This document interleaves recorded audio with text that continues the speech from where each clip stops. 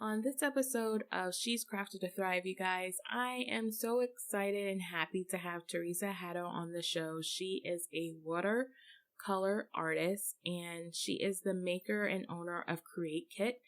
The kit is a subscription box meant for kids and their families to work together to create crafts, just what they need, not more. And she has worked it all out. I can't wait for you guys to hear more about that kit in the show. But this episode is really awesome because we talk about something that I think happens to all of us, where we are going along on a path and then something changes, like whether we're going to school or going to work, or we have this life plan and things change, things shift. And she shares her journey of pursuing law and then turning into this beautiful empowerment for families with their kids, and something that's really helped her in her life along this journey. So I can't wait for you guys to listen and tune in and learn more about how you can empower your journey no matter what roadblocks you encounter. So stay tuned. Welcome to She's Crafted to Thrive. I'm your host, Nikita Williams, and this show is for all the ladies who are making and creating things that they love. You will hear conversations about the real everyday struggles of juggling life and business while trying to maintain passion and harmony. As women, we have the skill of getting things done, but sometimes we get in our own way. It's here where you'll see that you're not alone. You'll discover that success does not mean perfection. Fear and negative thoughts and challenges are all a part of the journey. And on this podcast, you'll find the inspiration and tools you need to have a life and business that thrives.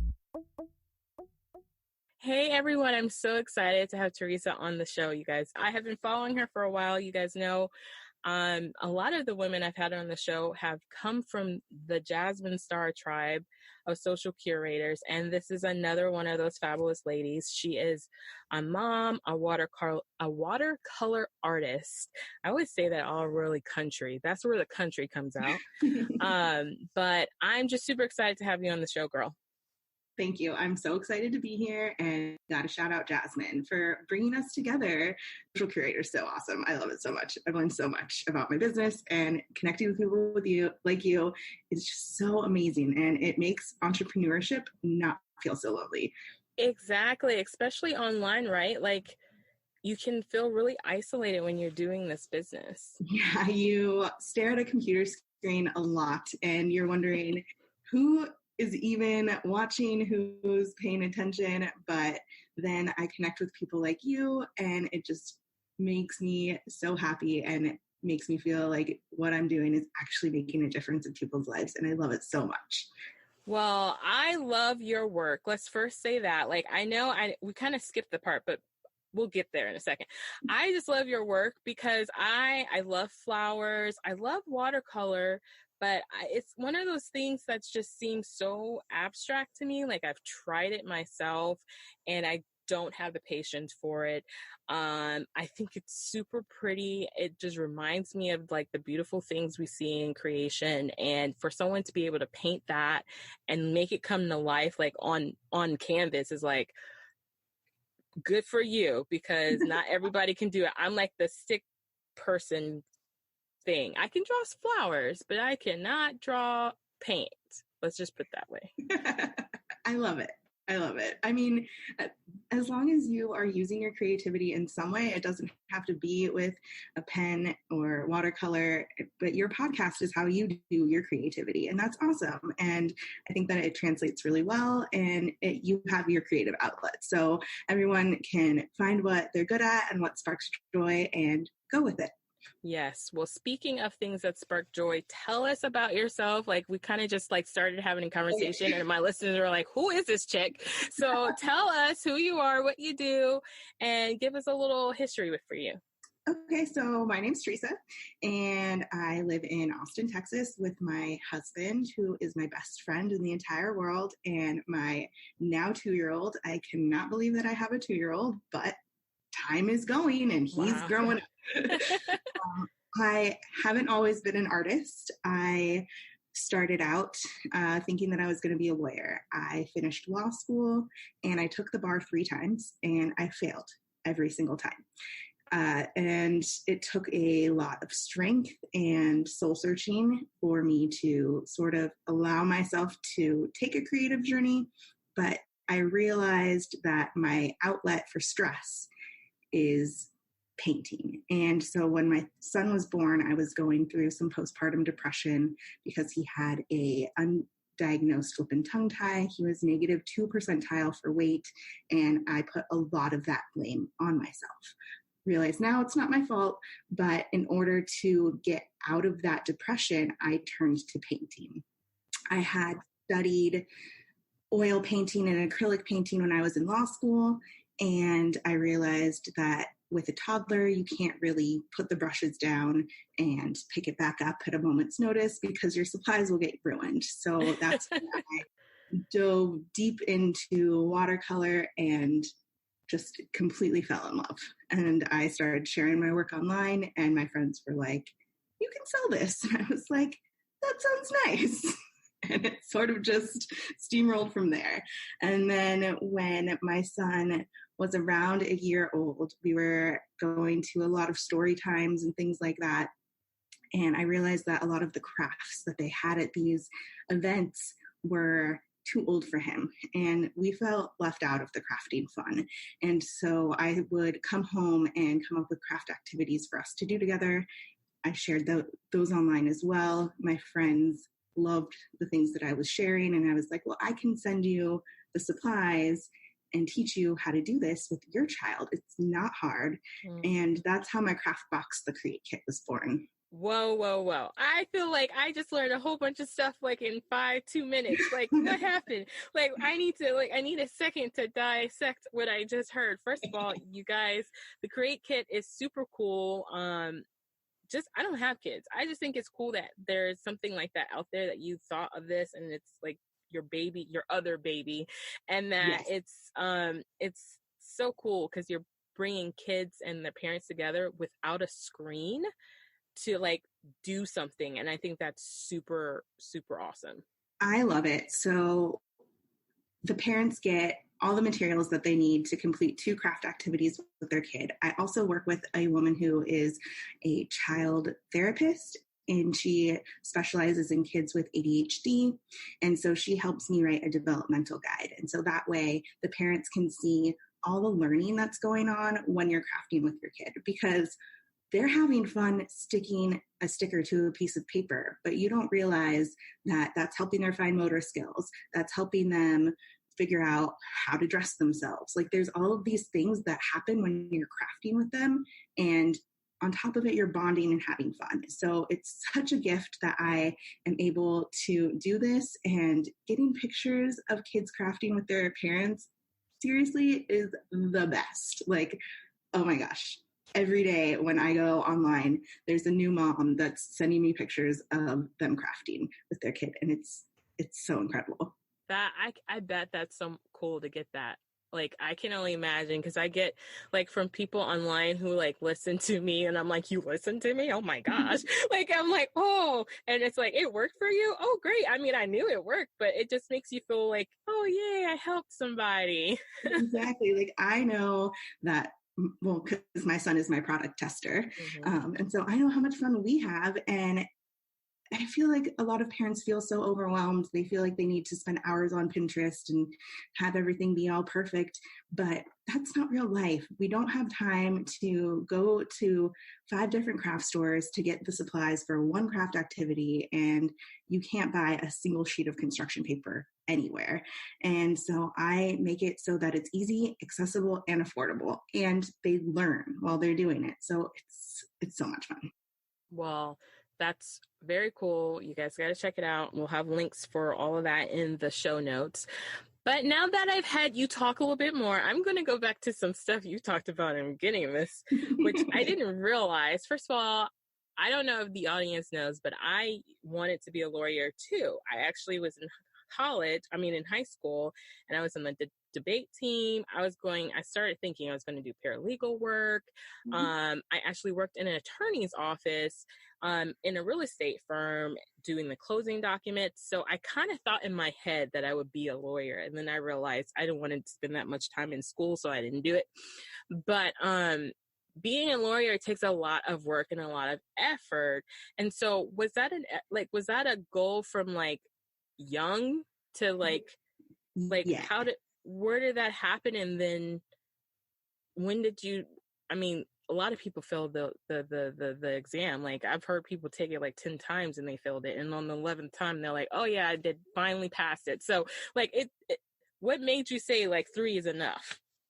Okay. So first, it's a really funny story why I wanted to be a lawyer and why the seed was planted. So in 4th grade, I wanted to be a football player. I was determined to be the quarterback for the 49ers, the San Francisco 49ers. And I was obsessed, this is going to date me, with Steve Young. He was like my hero and he could do no wrong. And so I remember I was sitting with my grandpa. I was raised by my grandparents. I was sitting with my grandpa and we were watching football.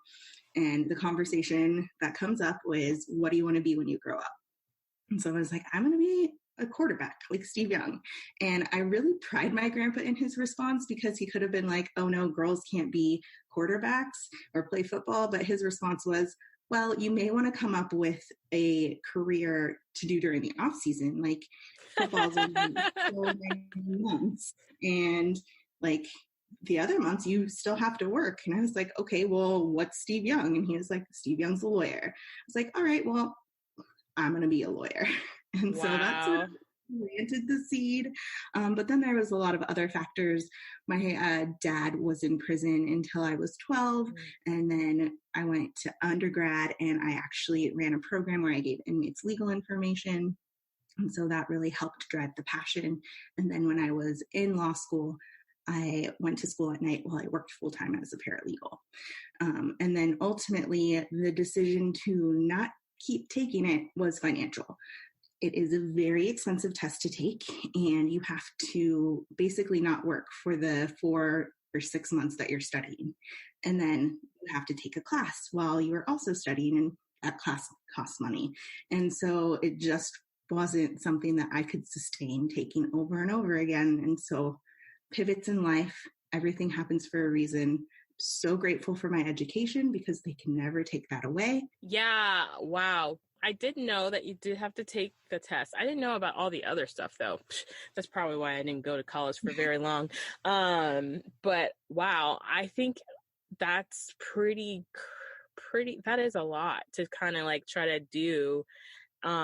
And now it makes me like even more understand why they, one, charge so much money, and then two, like have a little bit more respect for that process of taking that test. They're all trying to pay off their student loans. Let's be honest. Yes. So what I know you kind of mentioned, you kind of shifted to doing the creative piece because it was your stress relief. Was that something you kind of discovered while you were going through this kind of transition, or was it after when you decided, okay, I need to do something different? It was a little bit of both. So it was really just forgiving myself for the failure because I felt like I realize now that this was something that I built up in my own head, that I was disappointing people in my life by not passing. And in reality, I had built up this career to be the end all be all, and I had no alternatives. And so my husband got an opportunity to move us to Texas. I'm originally from California. And when he presented it to me, I was looking up jobs and Paper Source came up. And I had just gotten done planning our wedding. I did all of the crafts and fun things for that. And I was like, I can work at Paper Source. And so I was actually hired as their workshop coordinator, having no like formal, you can't see my quotes because we're on a podcast. It's okay. I do it all the time. No formal like crafting experience, but I showed them basically a profile of all the things that I made. And they were like, yes, you need to teach our staff and our customers how to do these crafts. So it made me realize that all of this things that I've been doing on the side and sort of hiding from the world was actually something that they wanted to see. Wow. That's kind of cool. It's like so cool when I hear so many creatives kind of have a moment where someone else validated something that they just thought was like this hobby that had like nothing. They're like, yeah, I just do it on the side. And then they showed it to somebody and like, oh my gosh, can I pay you for that? And it's like, wait, what? You want to pay me for this? So that's pretty cool. Yeah, that's actually kind of how the watercolor stuff started. So I had been, there's this, what's it called? It's the hashtag 100-day project.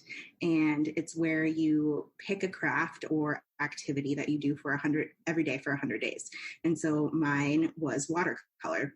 And so I was posting stuff online, and then I kept having people contact me because I was like, I need more ideas. I have to paint for 100 days. Like, I don't know what I'm going to paint. I can paint flowers every day, but I don't know.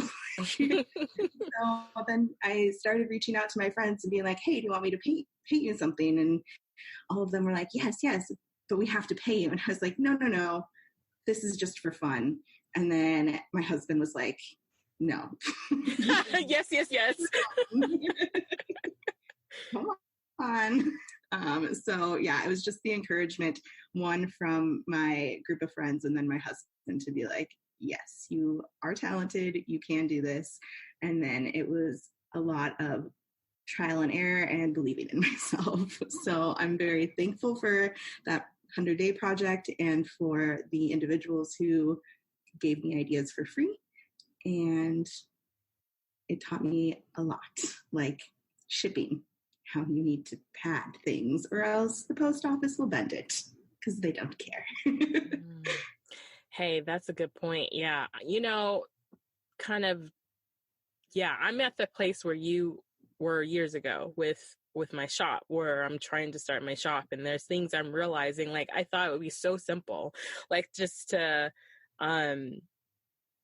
ship things. And so what I have done for the last 3 months is buy a whole bunch of stuff from other people to see how they send things, and then realized how, like, if they didn't do it a certain way, how, like you said, the postal office does not care how your stuff shows up. They don't care.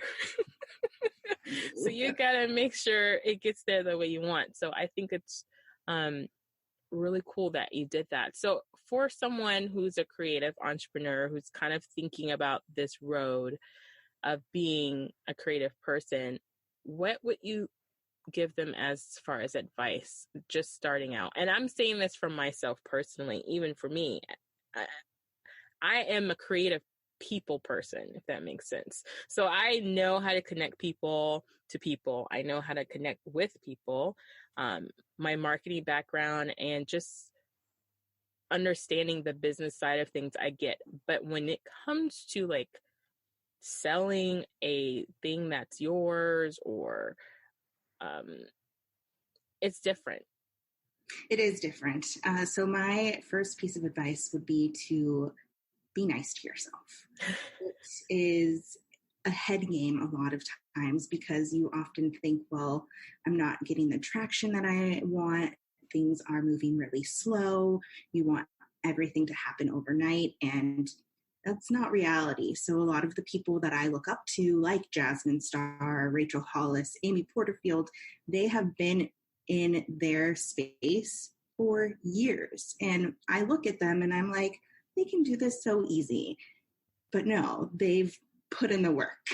So you have to give yourself grace and not give up. If you have made this a goal, then just keep showing up every single day and things will start to happen. Another thing is if you have an idea, test it out with your friends, see how they like it, send them stuff, and they're going to be really nice to you because they're your friend, but also they'll be honest because they'll say, hey, this arrived, it was broken, or hey, look at how the postman put this in here. This is ridiculous. how can you like change it so they can't bend a piece of paper? Also finding your own community. I have a lot of other artist friends, and I think it's really cool because I was really scared when I first started sharing my work and doing markets at events that there would be a lot of competition between me and the other artists. And there isn't. They are so helpful. Everyone wants to see everybody else succeed. And I think that instead of, because I have to remind myself of this often, that if the person next to me is selling hundreds of dollars worth of stuff and I'm not, good for them. That is awesome for them. It's not a reflection on me. Mm-hmm. And so I need to remind myself to be happy for my friends and to keep going.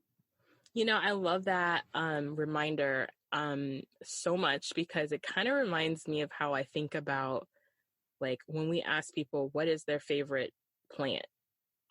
So I don't know what your favorite plant is or your favorite flower. Mine is a dragon lily, and it actually goes between the lilies and the peonies and the roses. It's between three that I love. But if I ask other people and then they tell me theirs is dandelions and a sunflower and a tulip, I'm not going to be like, my flowers are ugly. Like, I can't believe, I don't understand why you don't love the flowers I love. It's completely different. We all have different likes and dislikes. So in a market or wherever you're selling, even in just business, whatever kind of creative business you're in, we all are going to attract different type of people. And sometimes those people aren't in the circle that we're in right now. Yeah. It doesn't mean, like you said, it's not a reflection that your work sucks or it's ugly or it's horrible. It just means that your people aren't there today. Yes. And it's such a good reminder. Yeah. I have the perfect example of this. This happened last night. So ACL, it's Austin City Limits. It's a really big festival that's going on right now. And so there was an event at a coffee shop that I was at, and there was I don't want to call him a gentleman because he was not. There was a man. I'm sorry. So I have to tell people, when I record these episodes, you guys, I do it with video. And so I can always see when what you're hearing and then the facial expressions that I see, it just cracks me up. This person really was not a gentleman at all. You could tell by her face right now, but I'll continue.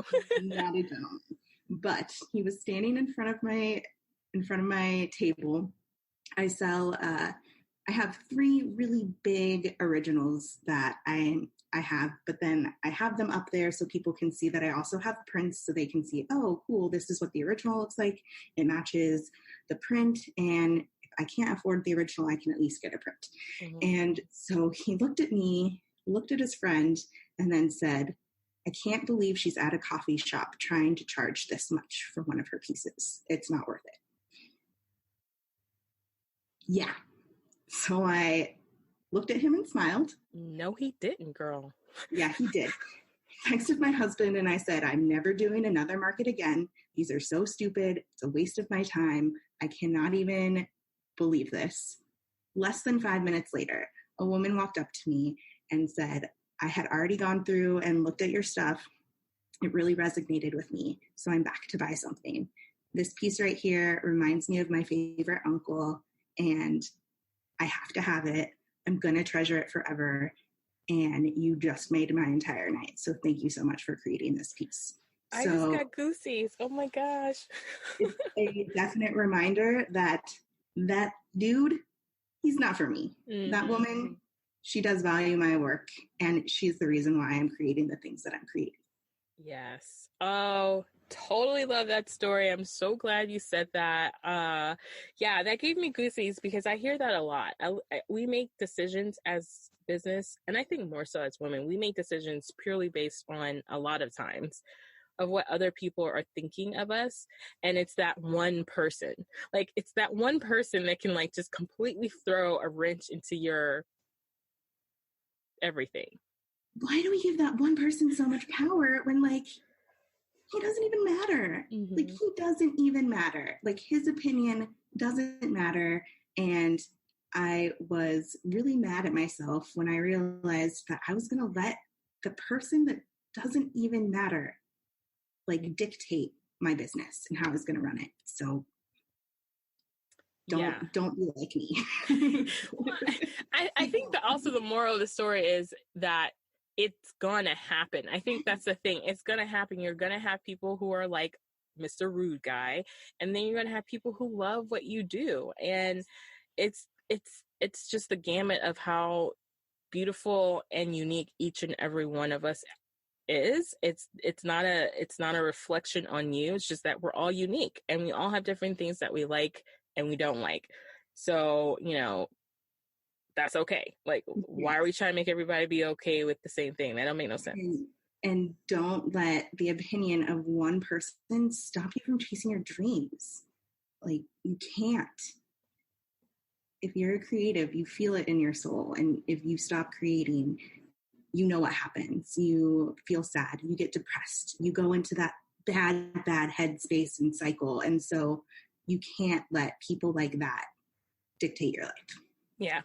So, okay. So what inspires you to do what you do? Honestly, it's going to sound so cliche, but my husband and my kids are my son are the reason why I do everything that I do. My husband is so supportive and amazing. He is able to support my dreams right now while I stay at home with my son and run these two businesses, and being able to connect with my son through crafting with him and then have my creative expression with painting. It's just the most amazing gift. And I don't know how I'm so lucky to live this life. Well, I love that you just said that, of course, and it's not cliche. I think we need to stop saying this because I feel bad when I hear people like, what do you mean you're inspired by your husband? I'm sorry, if you're not inspired by your husband, that is your problem. I'm just saying, me and my husband are probably similar to you and your husband. We're best friends. That's how we started. We were best friends in the beginning. Even when we broke up at one time, we were like really upset with each other, but we were still friends. Like, that's what keeps us together. Like, especially when things are really hard, like all the sexy, cute, nice, all that stuff is going to go away at some point. Like, the ugly is going to be really raw. And you need a best friend. And that's my man is my best friend, and he inspires me. And he's also my greatest support. So I'm not going to say this cliche. I'm going to be like super happy and toot that horn because I got a good man. You got a good man. And I'm all good with that. You know what I'm saying? He's so amazing. He sets up my shows. I do art shows every single weekend. In the Texas heat. It is so hot. I am ready for fall. Where is it? Yeah, where is it? It's not here. But he sets up my shows every day or every weekend, and then takes my son, well, because he's also a co-parent with me, and he is such a good co-parent. He does it. He's in the thick of it, and it's just, I'm so lucky that I picked a good one. Well, I love that. And I think it's really nice that you have a support like that, because I do know there's a lot of people out there that don't have that, and that's difficult. I want to touch back on something you mentioned again earlier in the show about dealing with postpartum depression, and I don't have that, obviously, because I don't have any kids, but I went through something, and I don't think people realize this. So after I had my hysterectomy back in December 2017, I went through a really weird emotional state of like, it felt like it could have been postpartum depression, even though I had no children, right? So, yeah. And so I can only imagine that either that your creative space was either did it grow or did it get hindered by that experience? For a long time, it got hindered until I finally told myself that nothing was getting accomplished by me watching Real Housewives over and over and over again, as much as Andy Cohen would hate to hear that. It took a long time for me to pull myself out of it, but I started really slow. So with depression, it's really hard to get up and make yourself realize that you're worth the time and effort that it takes to even change your clothes or brush your teeth. And so you have to give yourself grace and know that every single thing that you accomplish is a win. And it did take about 6 months for me to start adding creativity back into my life. I'm so glad I did, because it ultimately ended up being what I think saved me. But yeah, it took a long time. Yeah. And so while I was painting and creating, it sort of shut off the bad things that I was telling myself. Mm-hmm.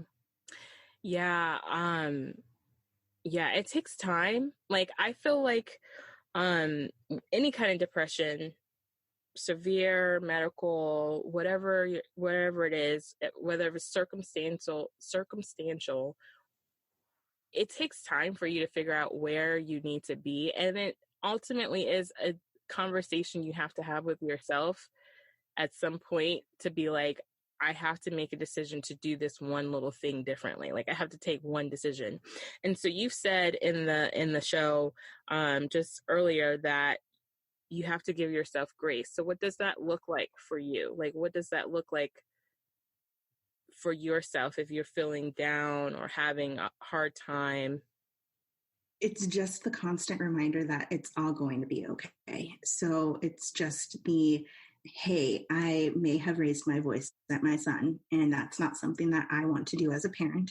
And realizing, like, well, what can I learn from this? Or what can I do different next time? And not just focusing on what is happening now and why I should beat myself up now. So what I can do in the future to make myself better, or to make it so that this situation doesn't come up again. Mm-hmm. Has there been some fears, like with working within, dealing with, like, starting a business that's so creative, and also the what ifs and having that positiveness? Like, has there been some fears or maybe some things that you're like, oh my gosh, what am I doing? A moment, like, what have those been for you? Every single day I deal with that. It's just, yeah, it has, and I deal with it, but then I've also, like, made the commitment to myself that I am going to give myself a year to see how this business grows.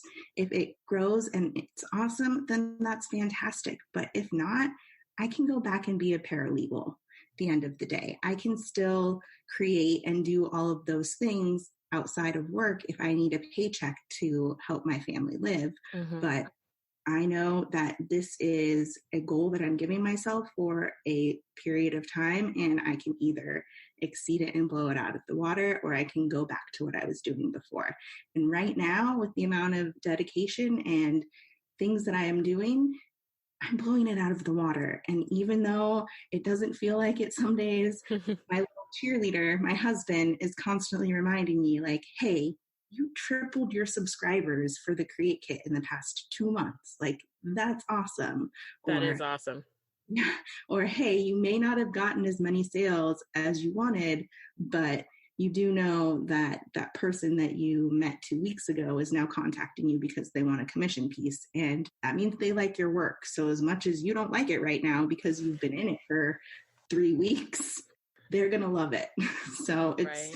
Having a really great support system like that really helps pull you out of your own head, because I can, like we were kind of talking about before, I'm a people pleaser and I want people to be happy. And so when I don't see the results right away, I can get very down on myself. So having an amazing support system really, really does help. So who is your support system besides hubby? So I have a lot of really good friends. I have a woman that I met through another online community, and she happens to live here in Austin. We were doing Whole30, and there was a Whole30 Mama meetup in Austin. And so she and I met and connected that way.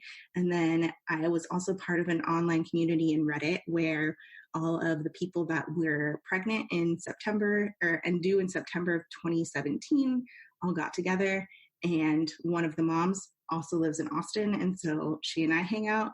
And then people like you comment and reply to my stories. And it just makes me so happy to even feel seen in this big old internet world. So amazing friends and people that I've met through other online communities have been super helpful whenever I feel down on myself. It's like you guys know, and you just are like, "You're doing great, Teresa. Yay!" Well, you are, Teresa, doing like really well.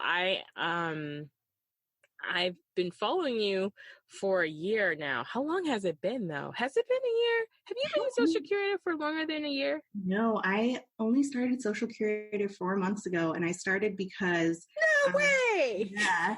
I started because I'm actually going to a conference in 2 weeks where Jasmine Star is going to be speaking. And I was like, I should probably find out who this person is that I'm going to be seeing. And then I completely fell in love. Oh my goodness. I wonder if I was following you before Jasmine Star. I should go look back. But anyway, I feel like we've been knowing each other for like a year. But I just, that is a testament to how you work, like how you post on Instagram, like your stories, like that's how much I think I know you. Like, I'm like, I feel like I've been talking to you for like a year. So what are you talking about? We just started being friends on IG for 4 months. I'm like, really? I feel like that's wrong in some way. But anyway, the point is, so happy. I was going to say, the point is you're doing your IG stories, girl. You're doing the thing. Okay. I get a couple shout outs and because I'm killing it in stories. So what are some tools that you are like loving in your business right now that's helping you like grow? And I'm going to ask you another question about what you just said about tripling something, but what are some tools that you're using? Social curator. Everyone needs it.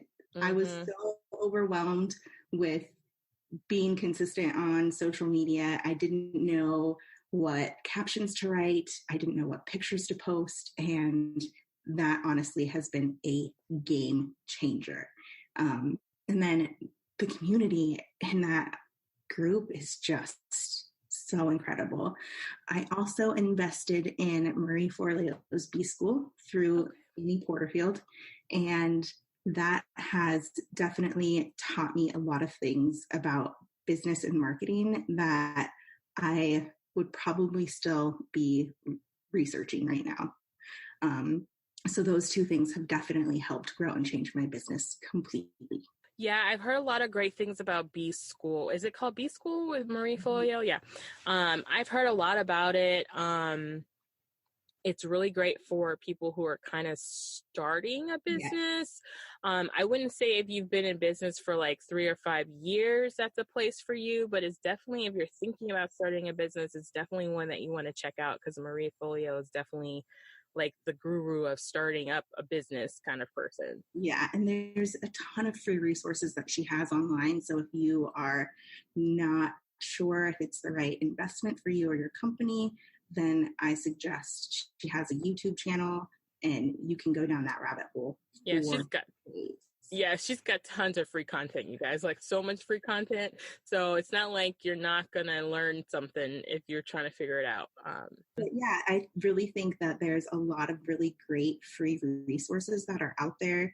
Like I said, Amy Porterfield's podcast is amazing if you're starting an online business. And then before I invested in B School, I learned a lot of things from Skillshare.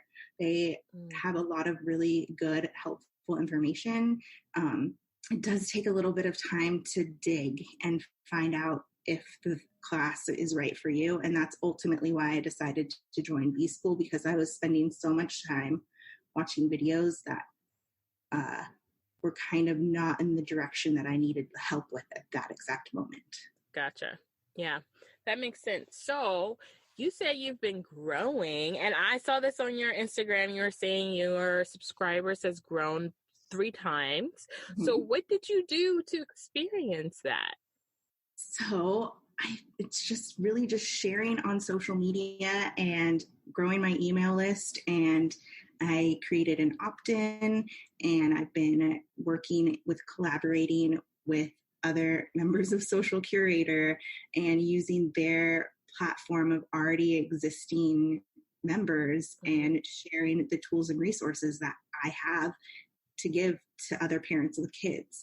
And I think that people, as soon as people hear about the Create Kit, they are like, I need this. So it's one of those things that sell itself, but no one really knows about it yet. So Right. I have to do the work every single day to educate not only my audience, but other people's audience so that they know that this is a resource that is available to them.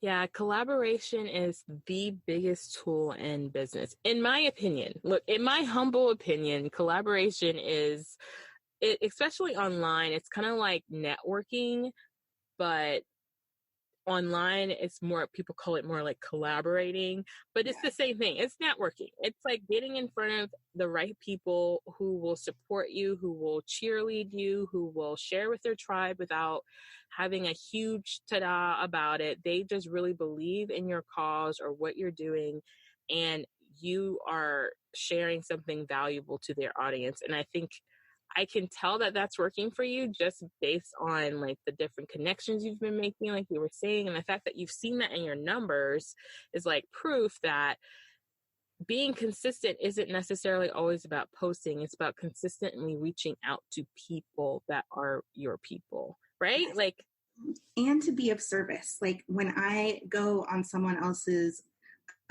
Facebook group or website, I'm not selling anything. I'm giving them stuff for free. And I'm saying, hey, look, here's 5 free crafts that you can do at home with your kid right now.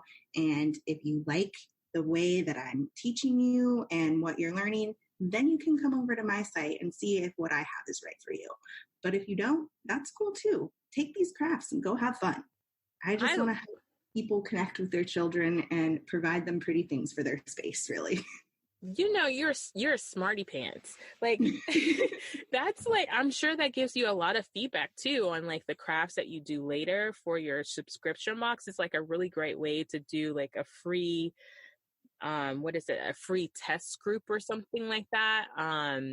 Does that help you? Yes, I have so much. I spoil my subscribers. This last month, I gave them 2 extra crafts for free just because I couldn't decide what crafts to include. And I was like, I'm just going to give them all. That's awesome. So much fun.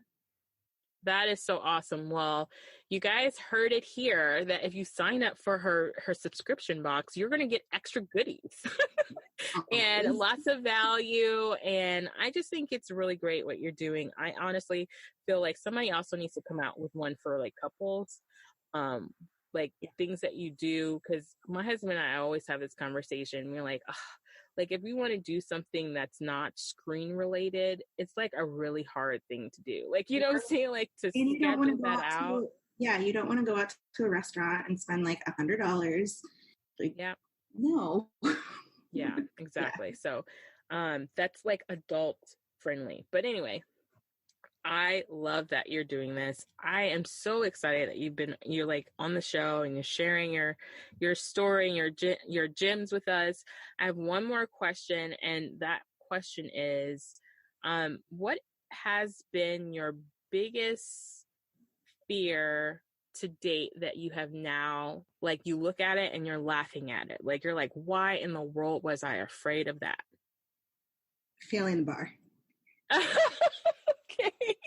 Failing the bar and then failing again and then failing the third time. Because like the third time, it's like supposed to be the good luck time, you know, like third time's the charm or whatever. And not knowing how I was going to face and tell people that I failed again. And now I'm just like, why did I even care what they would think? It's not their life. They're not the one that has to go and have their soul sucked at a law firm every single day and work a job that they're not passionate about. I'm sure that I would have helped a ton of great, amazing people if I would have taken that career path, but I would have forsaken it for my own happiness. And I realize now that that's not worth it because I'm not living my life for them. I'm living my life for me. Wow. Okay. All right. Cool. I love that you shared that. Yeah, I didn't expect. I mean, I guess that's a good point. I mean, we can kind of get stuck in thinking about the what ifs in life. I know I used to do that a lot. Like this is what I should do. Yeah. Why? Who told you that? Yeah, I used to do that a lot. That's a solo cast episode. That's not a conversation we're having right now. But anyway, um thank you again, sweetheart, for being on the show. It's been so nice. Tell us how we can find you online, where we can shop your kit and buy your amazing watercolor. By the way, you guys, this is a plug for Miss Teresa, because she is and she will be doing something very soon for She's Crafted Thrive. I am commissioning her to do some work for me. I'm so excited about it. But it's a secret. I'm so honored that you invited me, and everyone can find me at Teresa Haddo. I'm at Teresa Haddo everywhere. TheresaHaddodw. It's like there's a shadow without an S. That's where my website, you can find the Create Kit, my art, and contact me about your own commission piece. Well, that is a wrap, ladies. Thank you so much for joining me and Teresa for this episode of She's Crafted to Thrive. We'd love to hear from you, especially if you've experienced anything like this. Like if you were on a path and you thought this is where you were going to go and something changed. I want to know how you recreated yourself, or what did you do to really embrace where you were, what were your hurdles, what were your struggles. I want you guys to share that with me on she'scrafted.com in the comments for this episode. So definitely check out that on the website. Also, if you want to share a little bit about this on Instagram, I will be listening. I will be reading and commenting back and forth on She's Crafted to Thrive. And that is an IG. So definitely check us out there. But you guys, there's so many more episodes coming up with so many more amazing women. But it all doesn't really matter that much if I don't hear from you guys. So I really want to hear what you guys think about this episode. I love having these conversations with women. They're amazing for me to have with them. I just love it. But I also want to know if it was helpful for you. So definitely leave me notes and comments on the website at she'scrafted.com or on our IG at she'scraftedtothrive.com. So in the meantime, just remember, yes, ladies, you are crafted to thrive.